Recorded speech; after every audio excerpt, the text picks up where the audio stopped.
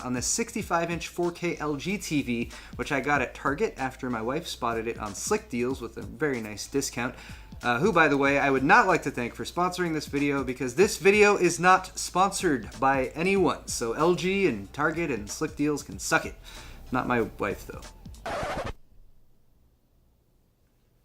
Actually, point being that I thought you guys might like to hear what my other qualifications for a good future-ready 4K TV were before I made this purchase, since it's probably a popular upgrade item this holiday season. So here are my 4 rules for buying a 4K TV. Rule number 1 is seek the ideal inputs. For most people, this means at least 3 HDMI 2.0A inputs with at least one that is HDCP 2.2 ready. HDMI 2.0A will give you support for 4K 3840 by 2160 resolution as an input. Also HDR, wide color gamut, and all of that at up to 60 frames per second. HDCP is high bandwidth digital content protection, and although we might not like it, we will need that if we want to have support for playing back copyright protected content from an HDCP enabled source. I would also like to throw up DisplayPort here as a potential ideal input, but unfortunately a lot of HD TVs or 4K HD TVs do not have DisplayPort as an input. You would want DisplayPort 1.4 ideally, and that would actually be much more common if you're buying a 4K PC monitor, but let me know in the comments if you actually find a good full-size 4K TV that has a DisplayPort input, because honestly, I would much prefer that to HDMI 2.0A or whatever, if it's available. Rule number 2 is have HDR. Make sure your new TV has HDR support. This is going to separate models that came out this year or last year from models that came out prior to that, earlier 4K TVs, because this is a more recent development. Often this will be listed alongside wide color gamut. With high dynamic range, source material, and an inputs to an HDR-ready TV, the TV can display a much broader range of colors. And much like the jump from 1080 to 4K, I think it's display technology that makes a big difference, especially when you're viewing it side by side with a non-HDR TV, and it's worth being ready for. Rule number 3 is know your panel technology. That's what the screen is made of and what lights it up. The screen makes the colors, the light lights those colors up. I'm going to keep this simple, not dive into too many technical details. I'll just tell you what's good and what's not as good. The best technology right now for your panel is OLED. That's just the best available. OLED stands for Organic Light Emitting Diode.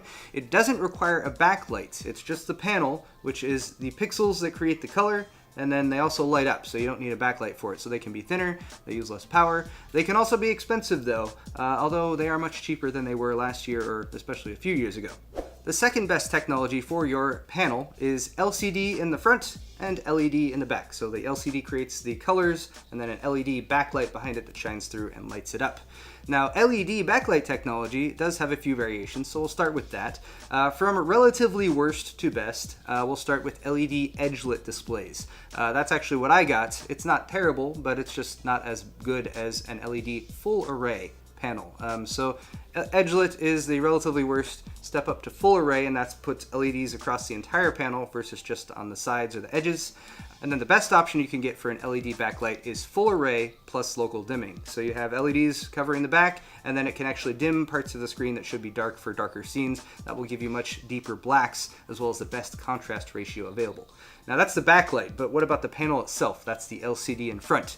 There are 4 main LCD types that you'll probably see out there: TN, VA, and then IPS or PLS, which are both kind of in the same category. IPS and PLS are generally the best when it comes to LCD display panels. That's what I got, IPS. It generally gives the best color depth. VA is also an okay standard too, that's vertical alignments. And then standard pretty much is TN, that would come in last. But again, it's still perfectly adequate. It's just, you know, when you're buying technology, there's always stuff that's a little bit better. So again, from worst to best, TN, VA, and then IPS or PLS. Rule number 4, resist the curves. This is just a pretty basic idea. Curved TVs suck. They're made for group watching, at least large TVs usually are.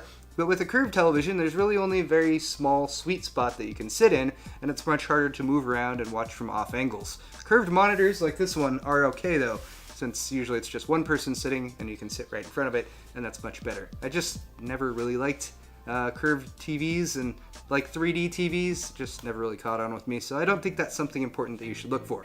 So when my wife found that deal, I applied these rules and I ended up with this TV. The price was right and my only compromise was the panel, which is an IPS LCD with LED edge lighting instead of an OLED, but that's still a huge jump up in size and quality from our old TV, which was a 47-inch 1080 by JVC.